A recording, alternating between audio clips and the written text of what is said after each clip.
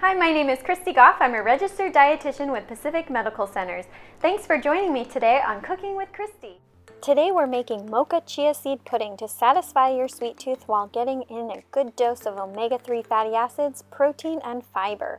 This recipe is easy to make and lends itself to other creative chia pudding variations.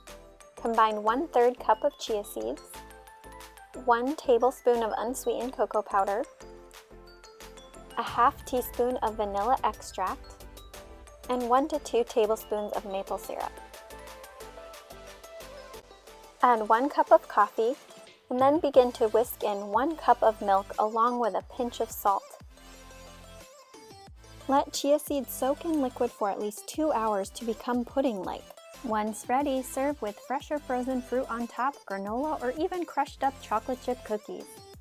There you have it, a delicious mocha chia seed pudding recipe. This easy low-sugar dessert uses only 5 ingredients and is easily customizable.